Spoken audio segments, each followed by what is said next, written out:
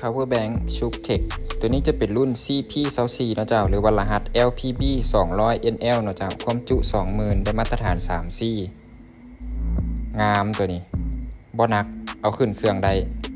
73 วัตต์อาวสายเป็นสายทักนะเจ้ามีปุ่ม Power อยู่ทั้งข้างแบบนี้หน้าจอใหญ่เลยแหละทั้งถึงก็จะมีสายติดมากับเครื่องเป็นคู่กันแบบนี้เนาะเจ้า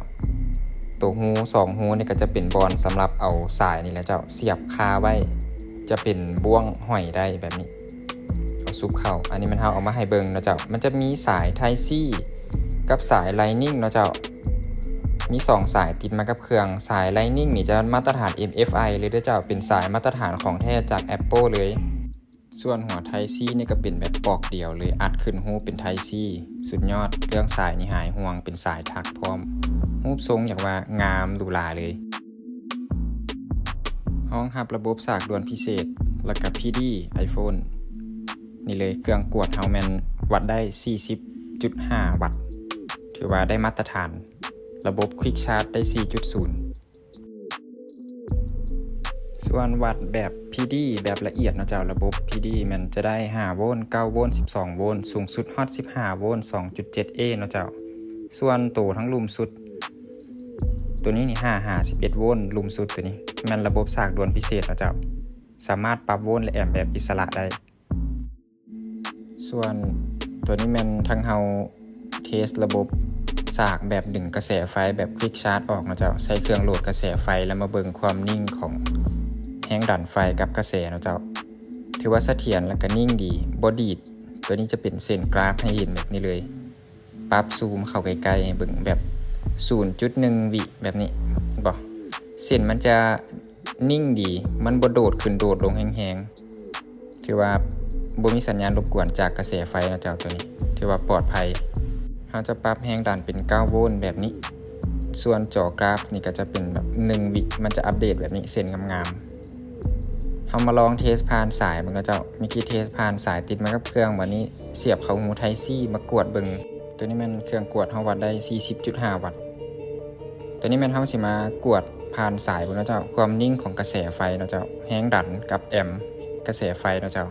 นิ่งๆงามๆแบบนี้เลยเป็นเส้นงามๆจะซูมเข้าแบบ 0.1 วิให้เบิ่ง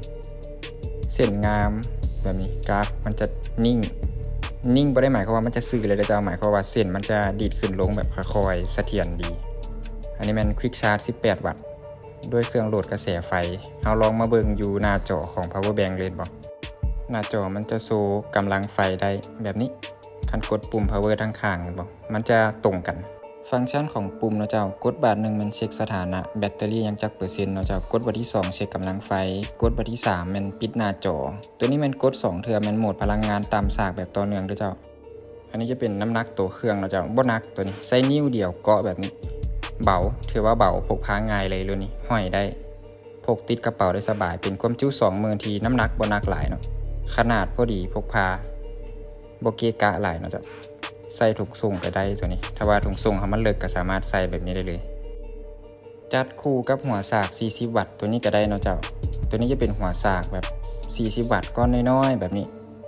สีมันจะคือกันเลยรุ่น CP3 เนาะเจ้าตัวนี้จะระบุ30 วัตต์สามารถสาก30 วัตต์ได้และกระจายได้เพดานสูงสุดแม่น40 วัตต์นี่เลยซูมให้เบิ่งมันจะระบุอยู่นี่เลยหัวสากรุ่นนี้ได้มาตรฐาน 3C นำด้วยเจ้าไว้ใจได้เรื่องความปลอดภัยเลยจ่ายกระแสนิ่งคือกันผ่านการตรวจสอบมาแล้วนี่เลยจัดเซตคู่แบบนี้ก็ได้จะได้ส่วนลดจัดส่งฟรีเจ้าสีจะงามคือกันเลยเป็นสีดำด้านแบบนี้เข้ากันขนาดสินค้ามีพร้อมจัดส่งด้วยเจ้าสินค้าตัวจริงมันตามในวิดีโอเลยสนใจติดต่อสั่งซื้อทักWhatsAppมาได้แถมอีกโหมดนึงเนาะเจ้าลืมเว้าไปในกลางคลิปก็คือโหมดพลังงานต่ำกด2 บาทแบบนี้มันจะมีกาสายฟ้ามนๆขึ้นอยู่ทั้งข้างเปอร์เซ็นต์ใช้สำหรับสากลำโพงหรือว่าสากดอกไฟน้อยๆนะเจ้ามันจะบ่ตัดไฟขอบใจลูกค้าที่รับชมคลิปด้วยเจ้าไปก่อน